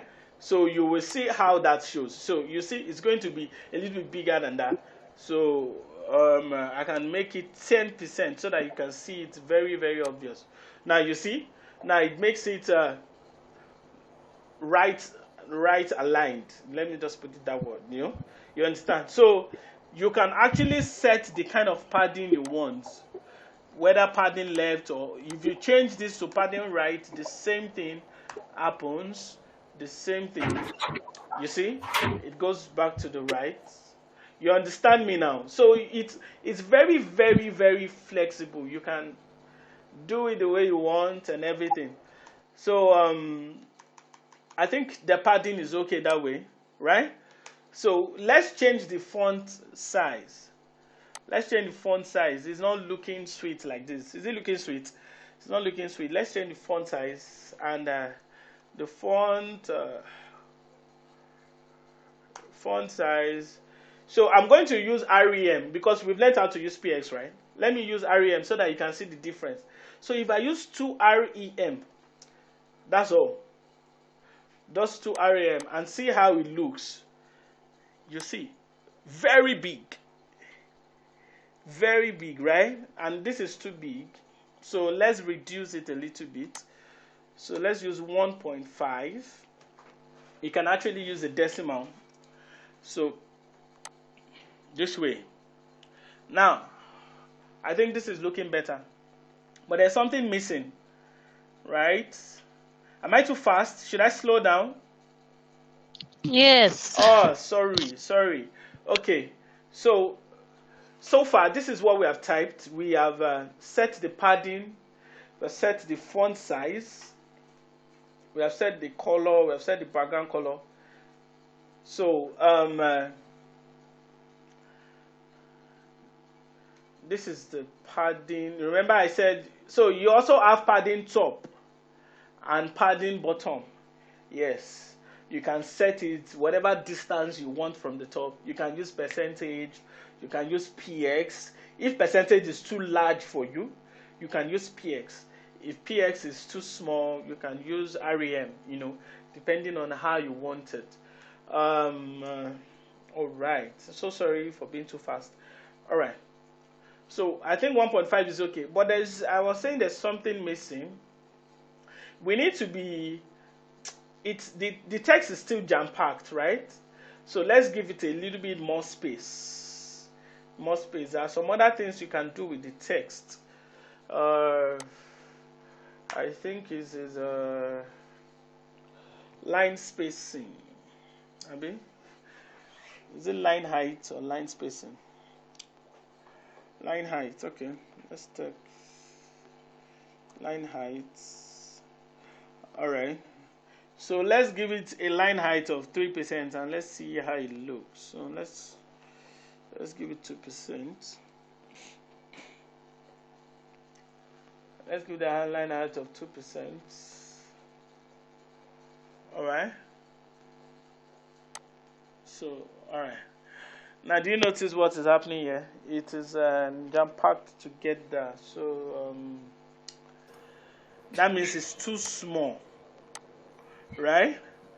All right, so let's make it 15. 15. Let's see how it looks. Okay, let's change the metric. Don't let us use percentage. Let's use 10px. All right. 100.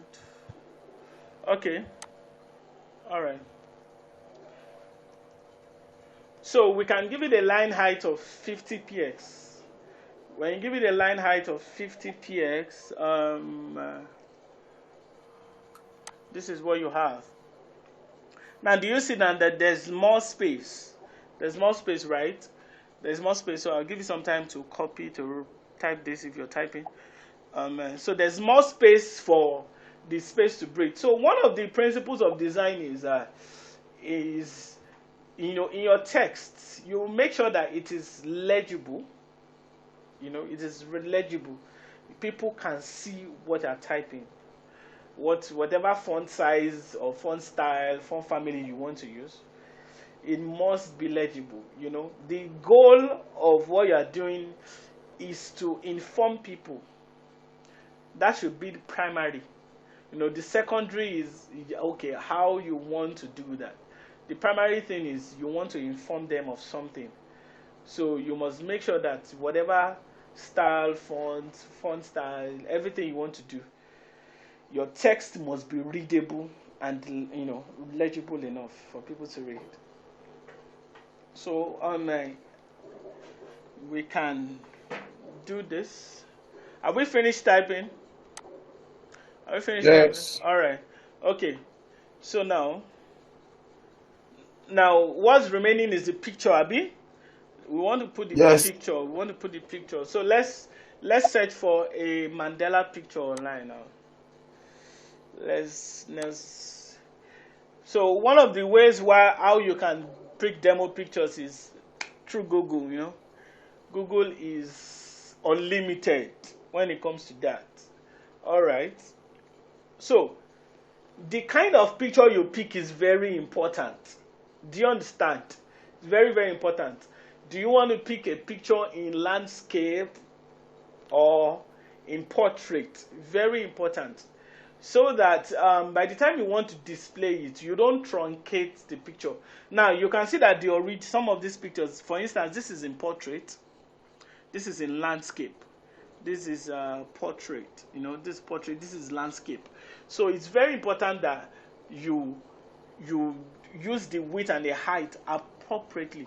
So the landscape now, this is the width, this is the height. So it means that the width is slightly bigger than the height for landscape. It's very important. You might think it's a simple thing, but it's a detail that most developers don't really try to pay attention to. So that's why when you see some very terrible websites, you see that the picture is not displaying properly. You see. It's not that I don't have some of them, I would have shown you.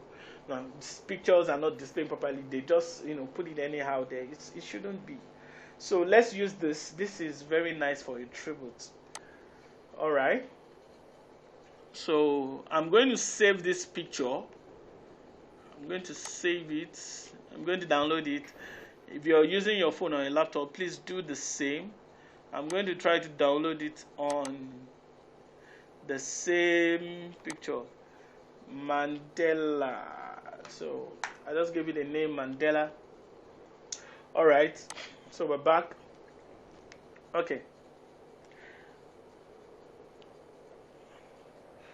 All right. So now let's put our image, right? Let's put our image. Let us put our image. The next thing we want to do is to put the image. What's the tag for the image? IMG source. IMG source, right? Yeah. Yeah. SRC. Okay. So now remember, I said earlier, if these pictures were to be in a folder, of which, okay, we have learned how to use the HTML, so I'm going to show you now. Let's say I want to create a folder here. Assuming I want to create a folder, you should do that too. Create a folder, images, right? And then move this picture inside the folder. Now, I'm not going to move the HTML so that you can see the difference. All right. So now I want to access that image in the folder. The first thing I need to put is the folder name. That is images. The folder name / what? The file name. So if I have folder inside the folder, inside another folder, inside another folder, that's the way I'm going to put the folder names after each other in order of increase. So that's what we call folder hierarchy. Do you understand? In the way they follow each other. I'm going to put it like that, just so that I put it. Now, if you notice, VS Code is already telling me there is a file called mandela.jpg located in the images folder. So this is how you know if you get the name of the folder right. It's going to give you the content in the folder, which is very, very nice. Now, if we display this picture, now close your tag this way, the angle bracket. If you display this picture, let's see how it looks. Let's see how it looks. Wow, it's nice. Okay. So, we want it to have the full width. Want it to have the full width. You can put it in the center, you know. You can put it in the center, and let's give it a class here. Class, right? Image. Can we have we been able to display our images? Have we been able to display images? Yes. Okay. For if you are using a phone, can you indicate if you are using a phone? And I'm not sure we have them present because there were some people that I helped to install yesterday. If you are using a phone, can you indicate? Okay, I guess we don't have anyone. All right, so let's give it a class image, right? Let's give it a class image, and let's go and pick the class. Let's see what we can do with the image, right? All right. So pick the class dot image. All right. First of all, let's put it in the center. We have text align. Text align might work. Margin can also work, right? So let's see. For somebody who say, okay, text align is not working for this one, fine, no problem. Text align is not working, so let's give it a margin. Margin auto. What's going on? Okay. All right. Let's remove the class. Let's pick the img tag. Let's pick the img tag. That is better going to work perfectly that way. All right.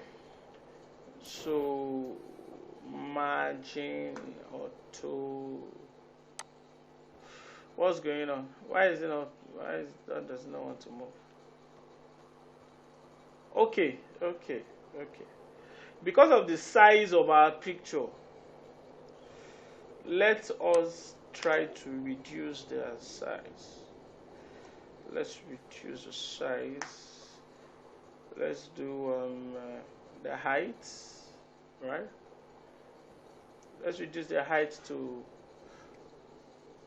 400 px and the width to 500 px.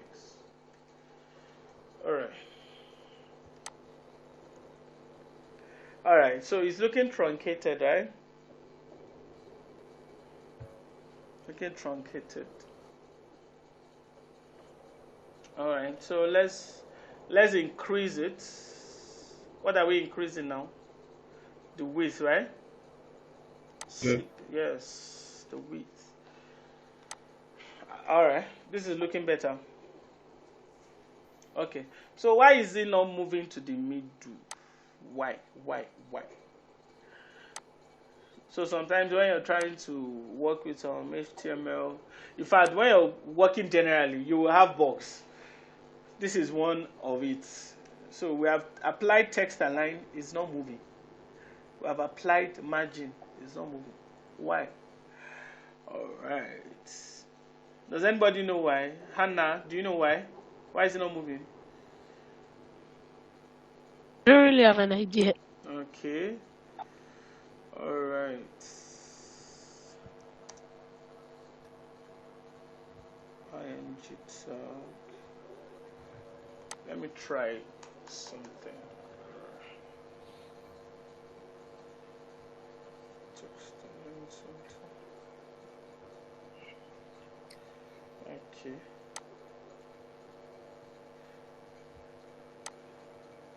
I was thinking, why don't we use like all the margins, like margin top, bottom, left, and right, and see Okay. how it moves, if it moves. Yeah. Okay. What's the class again? IMG margin. Okay. We can, if we do margin right, we can specify. What's it called? Let's say we want it The 50. value. Yes, for 50%, and see it's not moving. There's something wrong. Is it that we did not type something? Okay, sorry, margin left. Yes, okay. Alright, so it's moving that way. So you remember when I said if you do margin left auto, it will just go and sleep here. If you do margin right, it go to the other way. So if we do 25%, what happens is, okay, but it is not center aligned, you understand, which is what I don't want. Now if you notice, okay, there is a space between, there's no space, it's very compact. So let's give it a margin top, right? Let's give it a margin top of 10px, right? Now can you see there's a space there? Okay, but I don't know why it doesn't want to really, because I want it to be in the center just like this. Okay, but anyway, I was actually trying to, I'm going to remove this width, because the thing is I want it to take the minimum, the full width, because it's a tribute, right? There is a way tributes appear, so I want it to take the full width of the whole stars. I want it to start from here and end here. It's possible. So let's see how that can work. But you can still adjust this. Let's give it 30.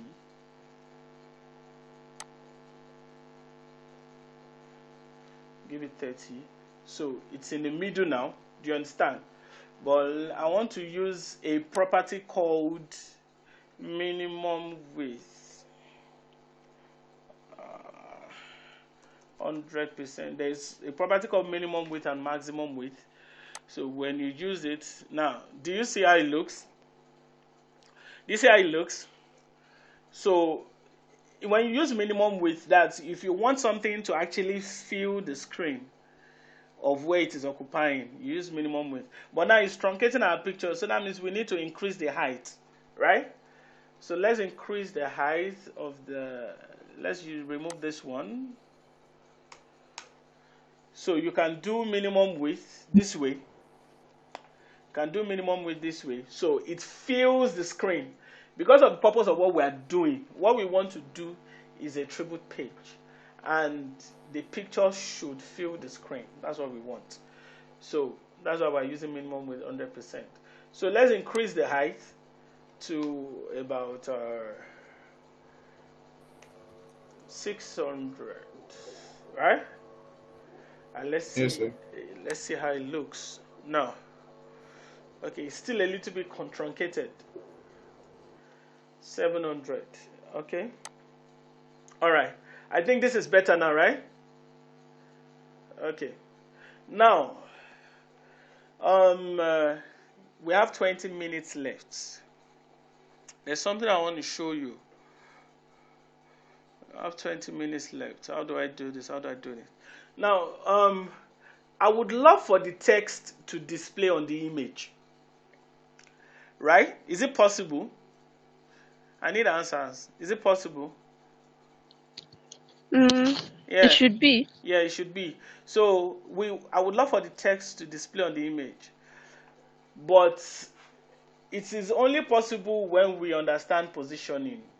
Now, that might take me a long time to explain, because you have to first understand that, okay, if you know the way HTML is, the way the structure is, depending on what you type first. For instance, if I carry this guy and bring it down, it's going to show after the text. Do you understand me? So there is a structure to which HTML is defined. Whatever you type first is what is shown first. Now, positioning allows you, it gives you the freedom to put anything anywhere. Anything anywhere. So this text now, I can carry it and put it on the image. Maybe I'll put it here. It now looks so nice and so sweet. So this would not be possible without positioning. So we're going to be learning that in the evening. But apart from that, what else can we do here? Let's put a quote here, right? Let's put a quote here and make it look like a quote. Let's just use some other text, some other, what's it called? HTML tags. Let's make this look like what Mandela said. So if you want to denote a quote in HTML, there is a tag called Q. Q. So we are going to copy this and put this here, and then we'll see how it looks. Have we done that? Let's do that quickly. Have we done that?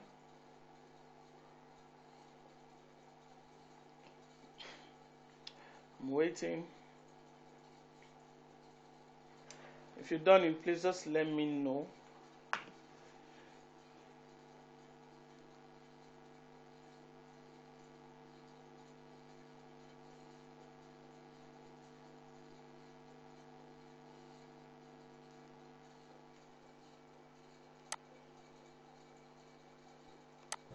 Yes, sir. Okay. All right. So refresh your browser and let's see what it looks like. Is there a code there? Yes, sir. Okay. Now, do you see? So we can also give that, we can make it bigger. Is it possible? We can make it bigger. We can make the code bigger. You've seen some web pages where the codes are bigger, right? We can make it a little bit bigger. How do we do that? All right. What if we give it a class? We give it a class or an ID. Let's work with ID. Let's give it an ID.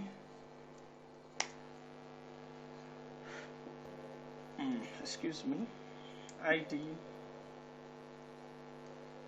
Quote text, right? So what kind of so give it an ID quote text. Quote or be text quote, anyone.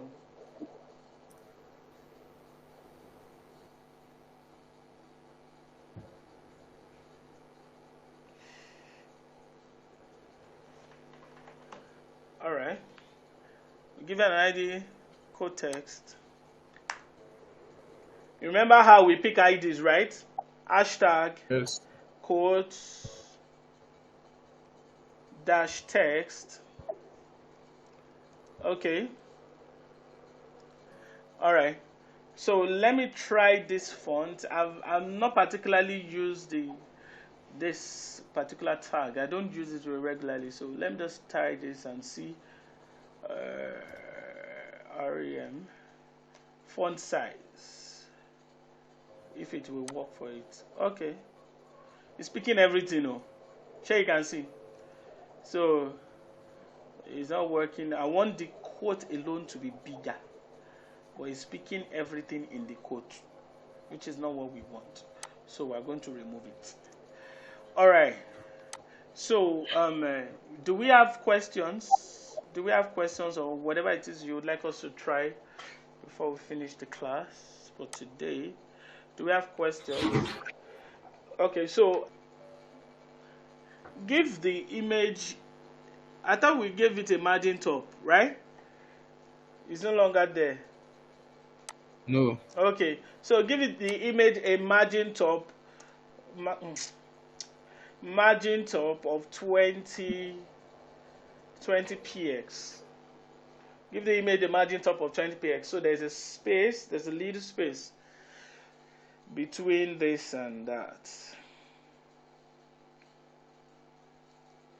Give the image a margin top of 20 px. All right. Are we done there? Yes, sir. All right. Okay. So this is what we have so far. All right. This is a tribute page to Nelson Mandela.